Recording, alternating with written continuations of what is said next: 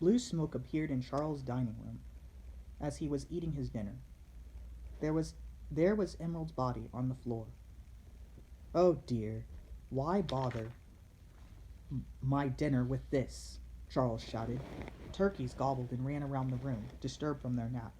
But anyway, Charles rolled his die. If it's even, your soul returns, he said. And it was 4.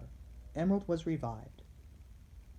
She gasped for air and leaped from the floor, though her clothes were still ruined.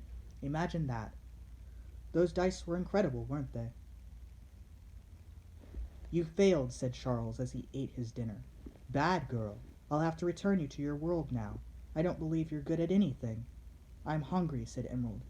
Please, you can have those burgers over there. And thirsty. Chef, bring water. And? Goodness, you're a bother. Do you only think of yourself? Finish your food so I can send you home. Back to that terrible mansion in that terrible city. I'll go back after I sleep. No, you'll go back after you eat and drink. Now get on with it. Don't I die badly? Said Emerald with a dry laugh. You do everything badly. Now finish up so I can finish mine. Where's Kenneth? Reduced to a primitive state. He'll return to us.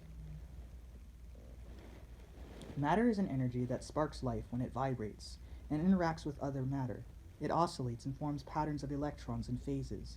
But what is that? The sphere. It absorbed instead. Absorbed the energy around it, like the heart that came from the bear. No matter.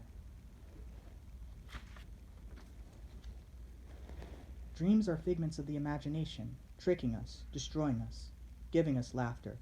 Rest for a moment. Or fear to chill us and wake us with startled, maddening frenzy. But good ones are better, aren't they? Yes, good dreams are better, and they tempt us to play with them.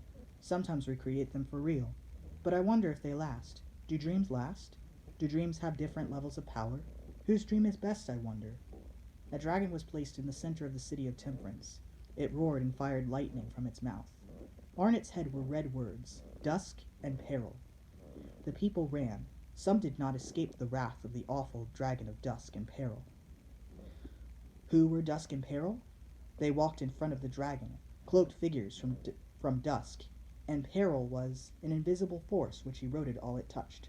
It protected the dragon, and would only remain as long as the members of dusk chanted. But Acidwitch did not know that. That's why she had a lot of trouble with the dragon. She kept getting beaten up by something she couldn't see, and then zapped by the dragon's lightning. Quite a problem, you see. People want to remember their manners, but time does not allow them to. There wasn't much time before Acidwitch would die. Again. Yeah, well, we don't like it very much.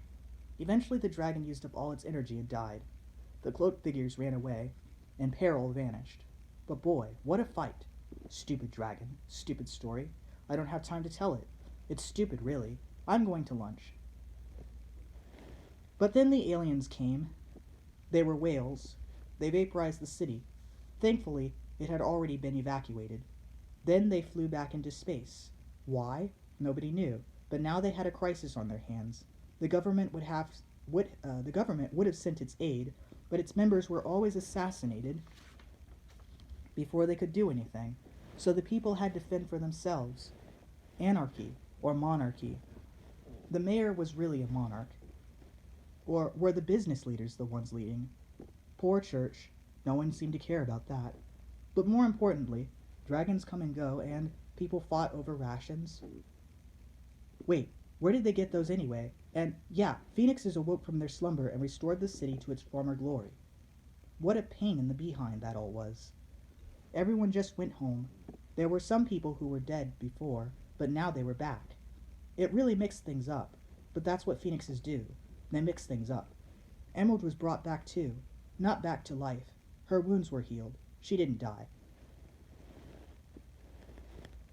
I don't like your answer, said False Priest.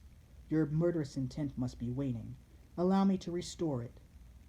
In his hand he held a skull. Its eyes glowed red, flickered rather, and fascinated those who viewed it.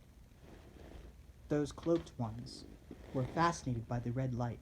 So fascinated, their response was to murder one another. When one was left, false priest gave them an order.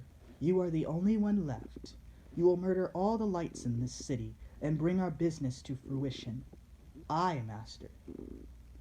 But don't we all belong to someone? Never mind. Martin was awake. Not that he mattered. It wasn't a full moon this evening. That girl was beautiful, he said. I'll go get her at the next full moon. And he finished his sandwich.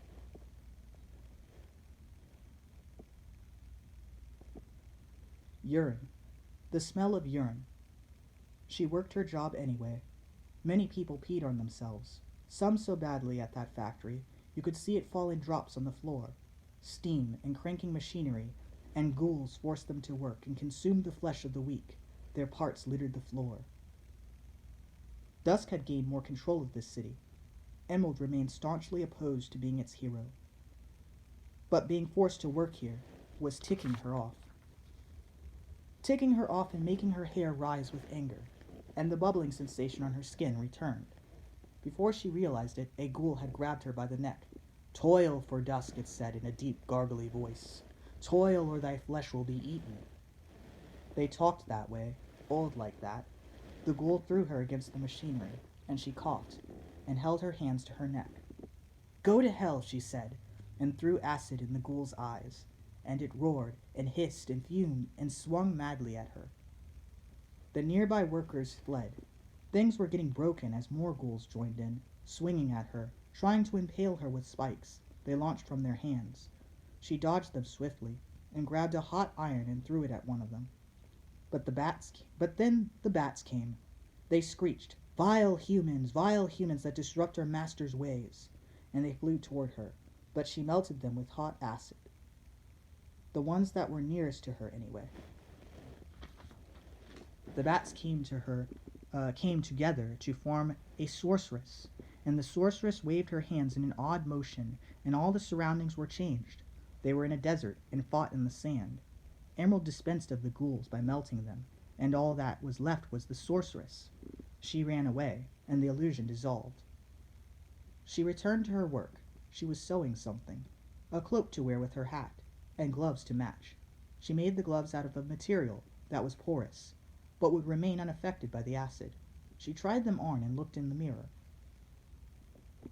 When she got home to that mansion, the mirror cracked. She saw someone in it. A hairy wolf creature. A werewolf. She gasped and turned around, prepared to melt it. But the werewolf spoke. I am Martin. Remember me?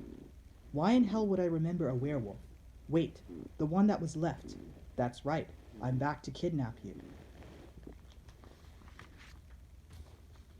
You're going to kidnap me and bring you to my cave. You can cook my dinners. Not happening. Tough luck. They fought and the werewolf almost died, but he surrendered and ran away. He turned back briefly as he fled and said, Beware the next full moon, and jumped through the window. A hawk landed there on the windowsill and blinked. Then it flew away. Emerald walked to the windowsill. Laying there was a clear, cracked sphere. She picked it up and studied it in the light, but she began to feel dizzy. Why didn't that bird should have... And she fainted. The sphere glowed, and in its place appeared Kenneth. He rubbed his eyes and looked at his hands. I seem to have recovered, he said. Then he looked around him. He saw Emerald on the floor. He realized he had stolen her energy. I hate you, said Kenneth. He dragged her to a sofa and hid her there. Laid her there. Then he exited the mansion. She'll awake soon, he said as he left. A fire crackled in front of her in the fireplace of the room she was in. It warmed her body and helped to wake her. When she awoke, she realized she was in the study. Terrible night, she said, and laid down again to sleep. Cremate my ashes, Cynthia, said Father Time. No, you're too important, said Cynthia. Then time continues, said Father Time. What a bother.